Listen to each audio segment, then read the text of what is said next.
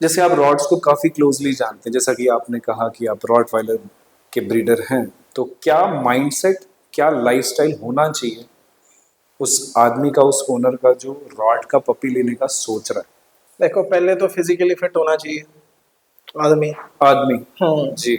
उसकी फैमिली, अगर वो सोच रहा है कि मेरे को लाना है, फिर हाँ। एक फैमिली, अगर वो फैमिली मेंबर है तो उसकी फैमिली कमिटमेंट होनी चाहिए। The entire family member needs to take care of that हम्म।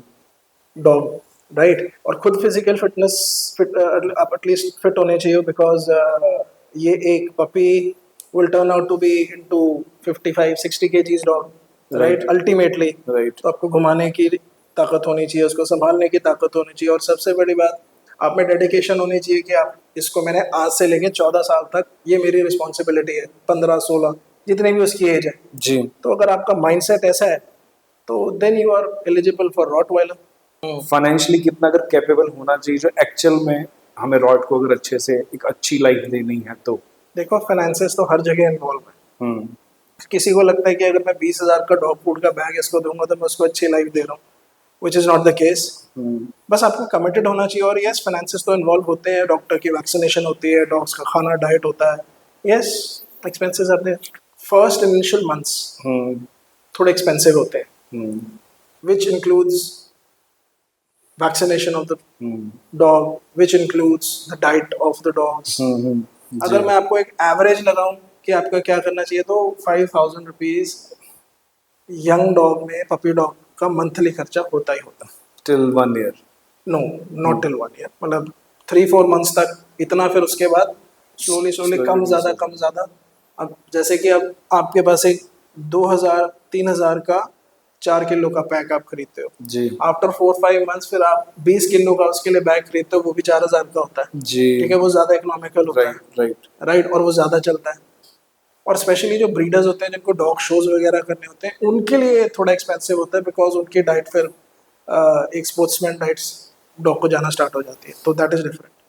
तो आप रॉटवाइलर को कितनी, मतलब अलग अलग एजेस में या कैटेगरीज में डिफरेंशिएट करेंगे, और किस किस समय पे उसको किस तरीके की खास ज़्यादा ज़रूरत होती है, जो उसकी स्टेजेस हैं एजेस की?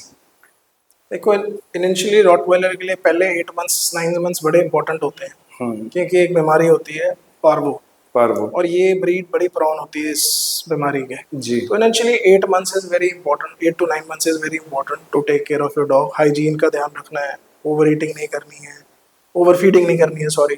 उसके बाद तो 9 मंथ्स के बाद, मोस्टली 10 मंथ्स के बाद, ये इस पीरियड से निकल जाते हैं बीमारी के। फिर तो जो मैंने आपको अपना पहली स्टेटमेंट दी थी, 10-12-14 साल की कमिटमेंट है। तो ये सिकंदर जी, आप उसको पपी कब तक मानते हो? जैसे मैं इस पे एक अलग की बात पूछना चाहूंगा, पपी कब तक होता है बेसिकली डॉग? ये टेक्निकल क्वेश्चन है आपका। देखिए,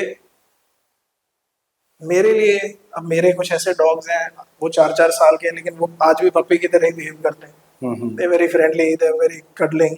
मेरे लिए तो वो हाँ भी वो पपी तो, है। हाँ वो तो एक अलग चीज होगी। बट जो as per the FCI guidelines है, और जो डिफरेंट डिफरेंट कंट्री की गाइडलाइंस है, लाइक यूरोपियन कंट्रीज, वो 8-9 महीने के डॉग को पपी से ऊपर कंसिडर करते हैं। ठीक है, तो ये हर कंट्री का डिफरेंट है। हमारी कंट्री में 12 महीने तक पपी कंसिडर करते हैं। तो ये एक मिथ रहता है बहुत बार, जैसे मुझे डॉगो डायरीज पे मैसेज आते हैं कि सर, तो जो वेरिएंट्स हैं हमारे इंडिया के, जो डॉग फीड ब्रांड्स अवेलेबल हैं, तो वो 18 महीने तक पपी कंसिडर करते हैं। तो एक्चुअल में हमारा डॉग पपी है कब, हमें वो उसको सब कब वो देना सब चाहिए? कमर्शियल लैंग्वेज होती है। हम्म। डॉग फीड तो ये भी बताता है कि रॉटवाइलर की फीड अलग है, रॉयल कैनाइन की, जी जी जर्मन जी। शेपर्ड की स्पेशल फीड है, ऐसा कुछ नहीं होता। This is not scientifically proven. जी। ऐसा कुछ नहीं है कि जर्मन शेपर्ड के लिए कुछ अलग से ही शेपर्ड का बाल के DNA से फीड बन रहा है। नो, इट्स नॉट जी। Like that. जी। तो ये सब कमर्शियल गिमिक्स है। तो देखिए जी, जो डॉग अडॉप्शन में मांगते हैं, मैं इस चीज़ के अडॉप्शन के खिलाफ नहीं हूँ, हो सकता है इस चीज़ पे मेरे को आप लोग बोलें भी, लेकिन डॉग लेके आना है तो आपको मेंटली, फिजिकली और फाइनेंशियली खास करके इन चीज़ों के लिए प्रिपेयर रहना ज़रूरी है। यही रीज़न है कि बाद में डॉग शेल्टर्स में जाते हैं, अच्छी केयर नहीं होती, बिहेवियर इशू आते हैं, एग्रेशन आता है, और उस टाइम पे रॉड गुनहगार होता है या कोई और ब्रीड को आप लोग बोलते हो कि ये चीज़ें गलत हैं।